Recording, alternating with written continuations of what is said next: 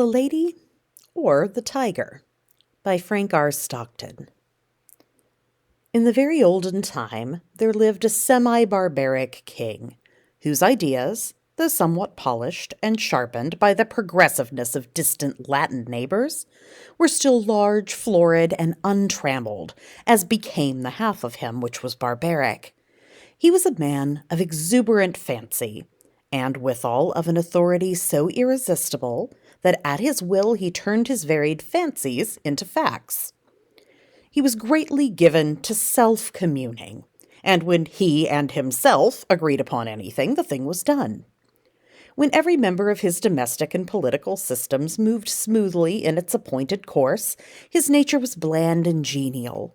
But whenever there was a little hitch, and some of his orbs got out of their orbits, he was blander and more genial still, for nothing pleased him so much as to make the crooked straight and crush down uneven places. Among the borrowed notions by which his barbarism had become semified was that of the public arena, in which by exhibitions of manly and beastly valor, the minds of his subjects were refined and cultured. But even here, the exuberant and barbaric fancy asserted itself. The arena of the king was built not to give the people an opportunity of hearing the rhapsodies of dying gladiators, nor to enable them to view the inevitable conclusion of a conflict between religious opinions and hungry jaws, but for purposes far better adapted to widen and develop the mental energies of the people. This vast amphitheater, with its encircling galleries, its mysterious vaults, and its unseen passages, was an agent of poetic justice, in which crime was punished, or virtue rewarded, by the decrees of an impartial and incorruptible chance. When a subject was accused of a crime of sufficient importance to interest the king, public notice was given that on an appointed day the fate of the accused person would be decided in the king's arena, a structure which well deserved its name. For although its form and plan were borrowed from afar, its purpose emanated solely from the brain of this man, who, every barleycorn a king, knew no tradition to which he owed more allegiance than pleased his fancy, and who engrafted on every adopted form of human thought and action the rich growth of his barbaric idealism. When all the people had assembled in the galleries, and the king, surrounded by his court, sat high up on his throne of royal state on one side of the arena, he gave a signal. A door beneath him opened, and the accused subjects stepped out into the amphitheater. Directly opposite him, on the other side of the enclosed space, were two doors, exactly alike and side by side. It was the duty and privilege of the person on trial to walk directly to these doors and open one of them. He could open either door he pleased. He was subject to no guidance or influence, but that of the aforementioned impartial and incorruptible chance. If he opened the one, there came out of it a hungry tiger, the fiercest and most cruel that could be procured, which immediately sprang upon him and tore him to pieces as a punishment for his guilt. The moment that the case of the criminal was thus decided, doleful iron bells were clanged, great wails went up from the hired mourners posted on the outer rim of the arena, and the vast audience with bowed heads and downcast hearts wended slowly their homeward way, mourning greatly that one so young and fair or so old and respected should have merited so dire a fate. But if the accused person opened the other door, there came forth from it a lady, the most suitable to his years and station that his majesty could select among his fair subjects, and to this lady he was immediately married, as a reward of his innocence. It mattered not that he might already possess a wife and family, or that his affections might be engaged upon an object of his own selection. The king allowed no such subordinate arrangements to interfere with his great scheme of retribution and reward. The exercises, as in the other instance, took place immediately and in the arena. Another door opened beneath the king, and a priest, followed by a band of choristers and dancing maidens blowing joyous airs on golden horns and treading an epithalamic measure, advanced to where the pair stood side by side, and the wedding was promptly and cheerily solemnized. Then the gay brass bells rang forth their merry peals, the people shouted glad hurrahs, and the innocent man, preceded by children strewing flowers on his path, led his bride to his home. This was the king's semi-barbaric method of administering justice. Its perfect fairness is obvious. The criminal could not know out of which door would come the lady. He opened either he pleased, without having the slightest idea whether in the next instant he was to be devoured or married. On some occasions the tiger came out of one door, and on some out of the other. The decisions of this tribunal were not only fair, they were positively determinate. The accused person was instantly punished if he found himself guilty, and if innocent, he was rewarded on the spot, whether he liked it or not. There was no escape from the judgments of the king's arena. The institution was a very popular one. When the people gathered together on one of the great trial days, they never knew whether they were to witness a bloody slaughter or a hilarious wedding. This element of uncertainty lent an interest to the occasion, which it could not otherwise have attained. Thus the masses were entertained and pleased, and the thinking part of the community could bring no charge of unfairness against this plan, for did not the accused person have the whole matter in his own hands? This semi-barbaric king had a daughter, as blooming as his most florid fancies, and with a soul as fervent and imperious as his own. As is usual in such cases, she was the apple of his eye, and was loved by him above all humanity. Among his courtiers was a young man of that fineness of blood and lowness of station common to the more conventional heroes of romance, who have royal maidens.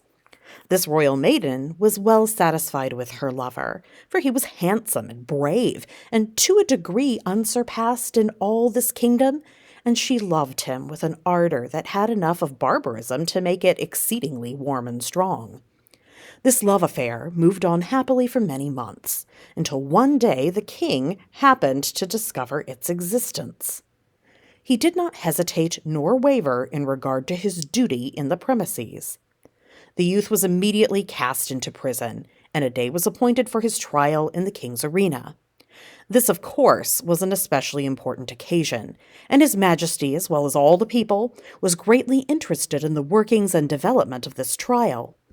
Never before had such a case occurred. Never before had a subject dared to love the daughter of a king. In after years such things became commonplace enough, but then they were in no slight degree novel and startling. The tiger cages of the kingdom were searched for the most savage and relentless beasts, from which the fiercest monster might be selected for the arena, and the ranks of maiden youth and beauty throughout the land were carefully surveyed by competent judges in order that the young man might have a fitting bride in case fate did not determine for him a different destiny. Of course, everybody knew that the deed with which the accused was charged had been done. He had loved the princess, and neither he, she, nor anyone else thought of denying the fact. But the king would not think of allowing any fact of this kind to interfere with the workings of the tribunal, in which he took such great delight and satisfaction. No matter how the affair turned out, the youth would be disposed of, and the king would take an aesthetic pleasure in watching the course of events, which would determine whether or not the young man had done wrong in allowing himself to love the princess. The appointed day arrived. From far and near, the people gathered, and thronged the great galleries of the arena, and crowds, unable to gain admittance, massed themselves against its outside walls. The king and his court were in their places, opposite the twin doors whose fateful portals, so terrible in their similarity. All was ready. The signal was given. A door beneath the royal party opened, and the lover of the princess walked into the arena. Tall, beautiful, fair, his appearance was greeted with a low hum of admiration and anxiety. Half the audience had not known so grand a youth had lived among them. No wonder the princess loved him. What a terrible thing for him to be there. As the youth advanced into the arena, he turned, as the custom was, to bow to the king, but he did not think at all of that royal personage. His eyes were fixed upon the princess, who sat to the right of her father. Had it not been for the moiety of barbarism in her nature, it is probable that lady would not have been there, but her intense and fervid soul would not allow her to be absent on an occasion in which she was so terribly interested. From the moment that the decree had gone forth that her lover should decide his fate in the king's arena, she had thought of nothing, night or day, but this great event and the various subjects connected with it. Possessed of more power, influence, and force of character than anyone who had ever before been interested in such a case, she had done what no other person had done. She had possessed herself of the secret of the doors. She knew in which of the two rooms that lay beyond those doors stood the cage of the tiger with its open front, and in which waited the lady. Through these thick doors, heavily curtained with skins on the inside, it was impossible that any noise or suggestion could come from within to the person who should approach to raise the latch of one of them. But gold, and the power of a woman's will, had brought the secret to the princess. And not only did she know in which room stood the lady ready to emerge, all blushing and radiant should the door be opened, but she knew who the lady was. It was one of the fairest and loveliest of the damsels of the court, who had been selected as the reward of the accused youth, should he be proved innocent of the crime of aspiring to one so far above him. And the princess hated her. Often had she seen, or imagined that she had seen, this fair creature throwing glances of admiration upon the person of her lover. And sometimes she thought these glances were perceived and even returned. Now and then she had seen them talking together. It was but for a moment or two, but much can be said in a brief space. It may have been on most unimportant topics, but how could she know that? The girl was lovely, but she had dared to raise her eyes to the loved one of the princess. And with all the intensity of the savage blood transmitted to her through long lines of holy barbaric ancestors, she hated the woman who blushed and trembled behind that silent door. When her lover turned and looked at her, and his eye met hers as she sat there, paler and whiter than anyone in the vast ocean of anxious faces about her, he saw, by that power of quick perception which is given to those whose souls are one, that she knew behind which door crouched the tiger, and behind which stood the lady.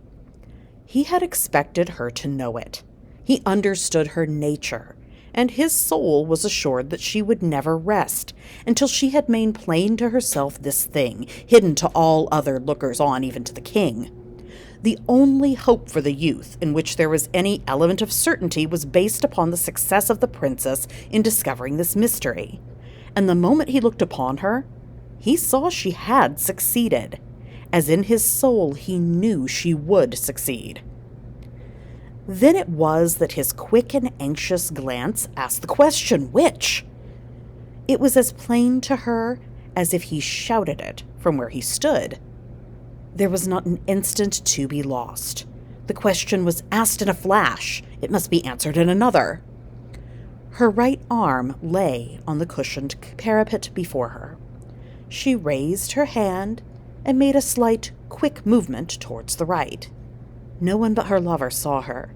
Every eye but his was fixed on the man in the arena. He turned, and with a firm and rapid step he walked across the empty space. Every heart stopped beating, every breath was held, every eye was fixed immovably upon that man. Without the slightest hesitation, he went to the door on the right and opened it. Now, the point of the story is this. Did the tiger come out of that door? Or did the lady? The more we reflect upon this question, the harder it is to answer. It involves a study of the human heart, which leads us through devious mazes of passion, out of which it is difficult to find our way.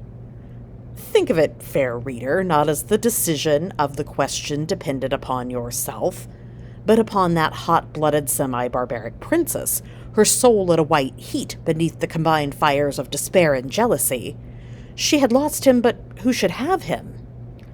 How often in her waking hours and in her dreams had she started in wild horror and covered her face with her hands as she thought of her lover, opening the door on the other side of which waited the cruel fangs of the tiger?